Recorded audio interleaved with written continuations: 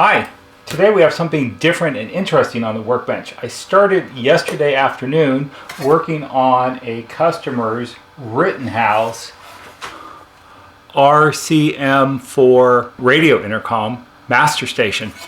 And this was sent in by Will. Will is from Delaware. We don't have a lot of customers in Delaware, I don't think. He is not the original owner of this. This is probably from approximately 1965, maybe. It's hard because there isn't a lot of date coding on it that I can find. The only thing that looks like a date code is on the tuning capacitor here. It has a bunch of numbers, which is probably the part number, and then it says 6546, which I'm going to make a wild guess that it was manufactured the 46th week of 1965, because that would be kind of right. We also have a remote speaker that goes with it.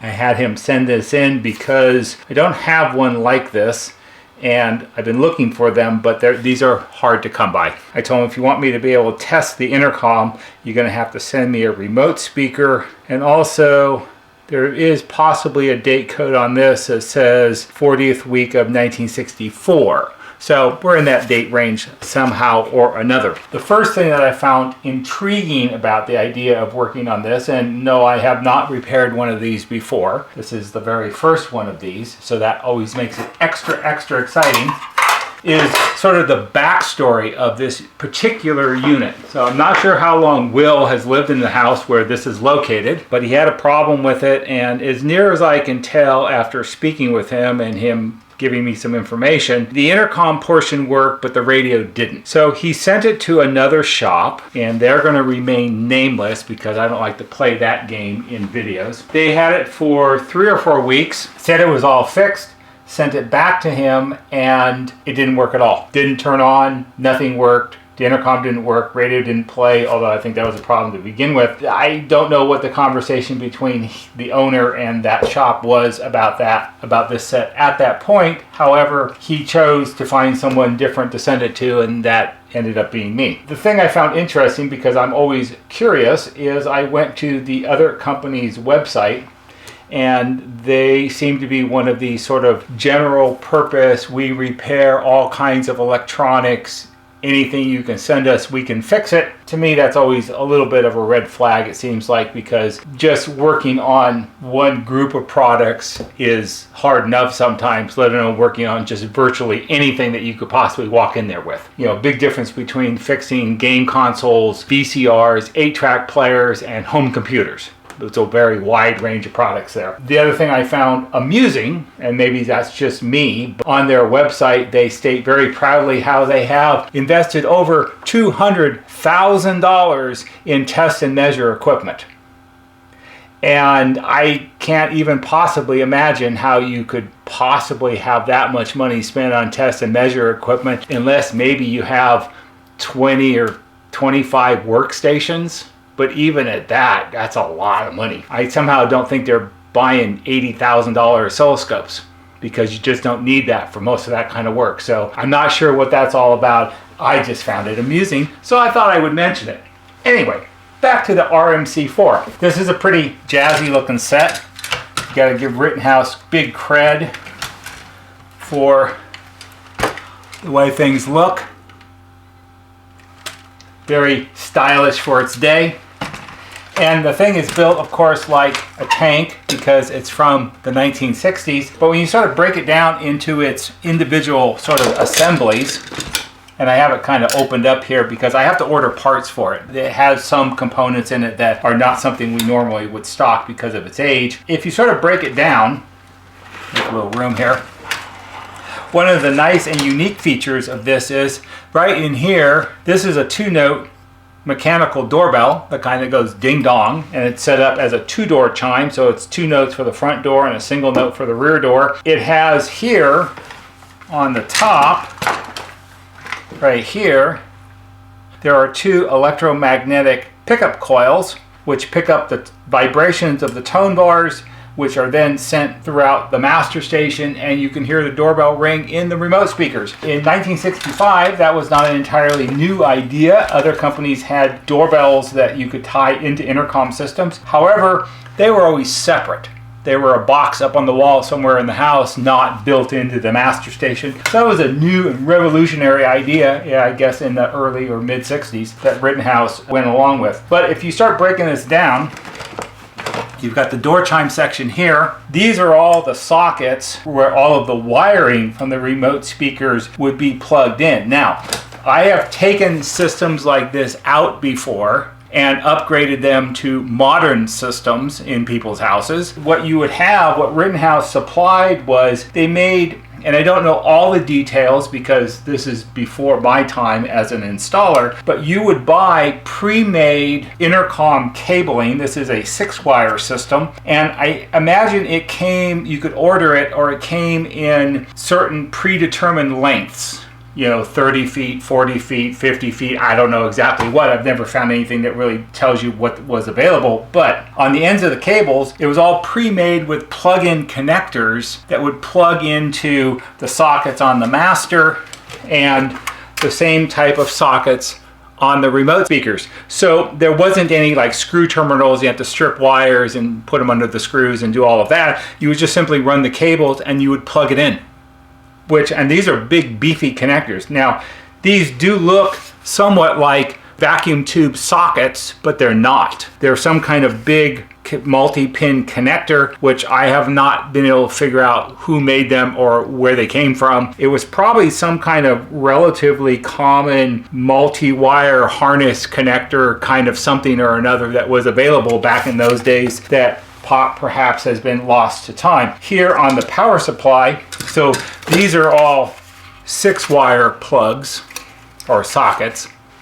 Here on this power supply board, here we have a great giant one. This has 12 pins on it, and in the center there's a center post right here, and there is an indexing tab on it, so you can't plug it in the wrong way because these are all spaced evenly around the circumference of the plug, and this plugs into a socket down here.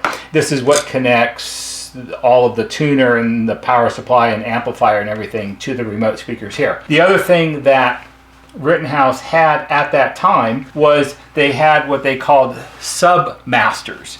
And these plugs down here, you got ABC, ABC, it says IR7/IR7X submasters only. Now, not totally up on submasters, however, they were remote speakers bigger than this that had room control switches on them, and it allowed you to adjust features on the whole system from the submaster.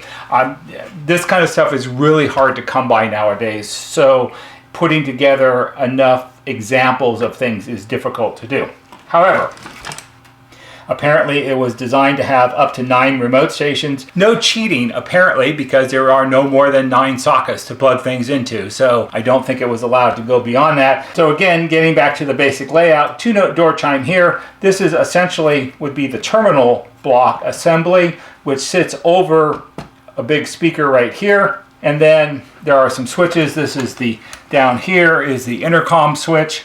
Over here is the on-off volume control switch. This little plug right here, this plugs into a socket in the wall housing, which contains the connections from the low voltage transformer that powers this, and also would contain, I believe, the wiring for the push buttons that make the door chime ring.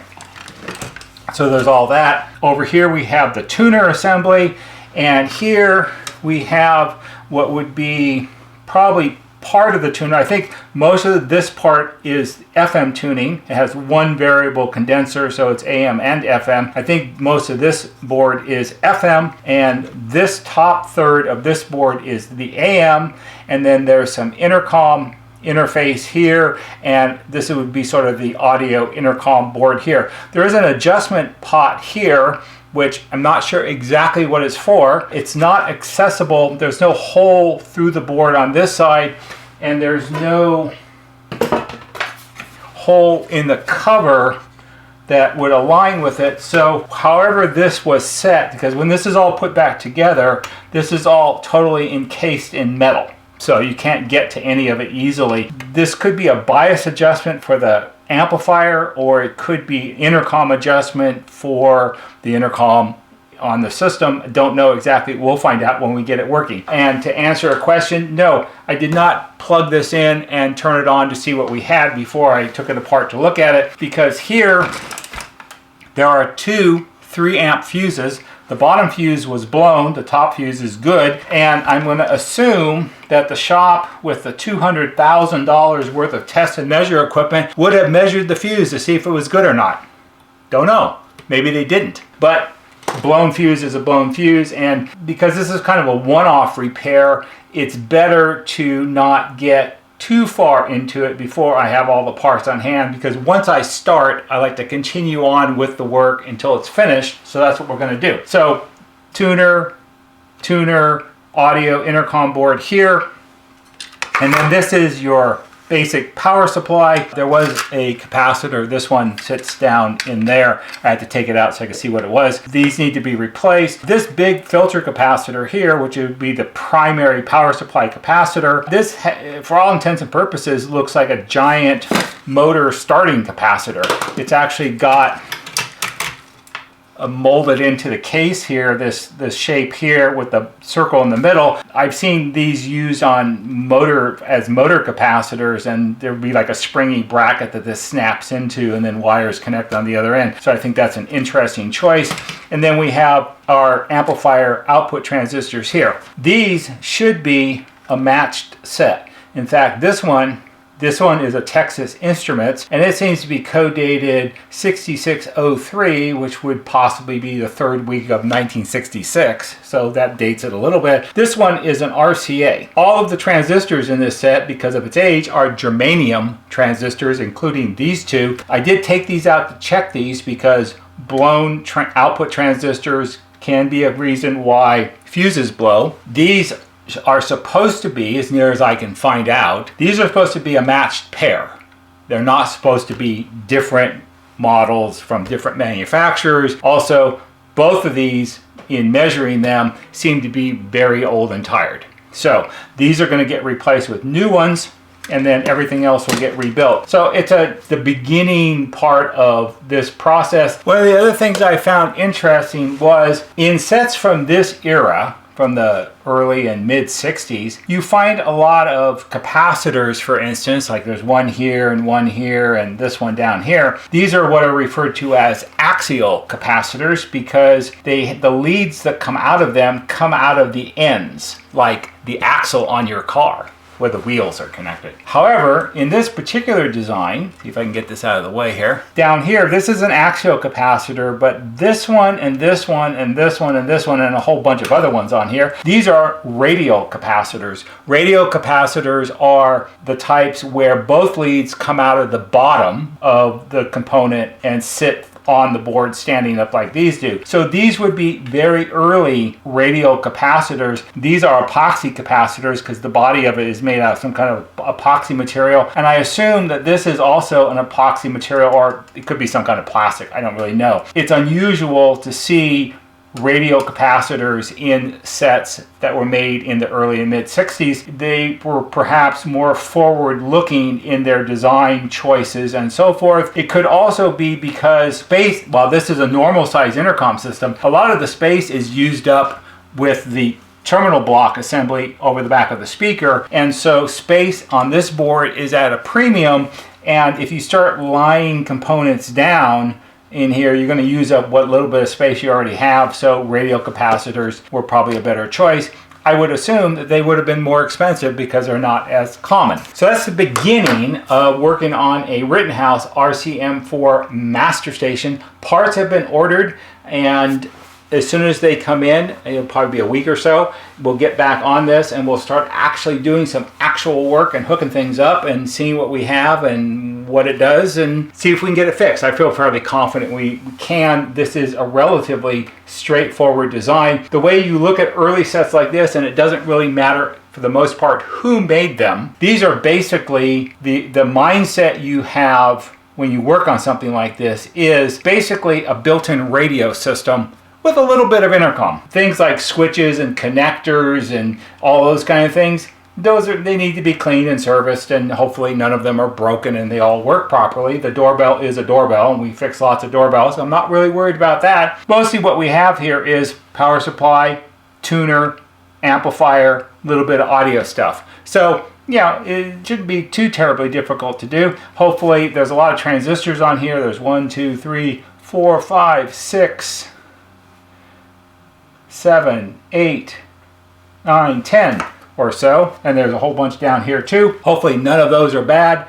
These are probably more difficult to find. Germanium transistors nowadays, the selections and the choices are very limited. Oftentimes, while this set, like on this board, all of these larger ones here are all the same version. These are all Texas Instruments, and they're all, I think they're TO72 packages. They're bigger old school transistors. An interesting thing on these is these all have plastic covers over them. The body of the transistors are metal, and they all have covers on them. And I'm going to assume that the reason they have covers on them is they didn't want any chance of them grounding out on something over here or something like that. This one in particular right here, which has a plastic cover on it, is the plastic cover has turned black. That's not always a good sign, because oftentimes things turn black because of heat. So don't know. But again, not going to get that far into it until I get all the parts on hand. So I hope you found this interesting, and perhaps for someone it will be helpful. If it is, give it a thumbs up on YouTube, because that helps us just a little bit. There'll be a banner right here that shows you how to subscribe.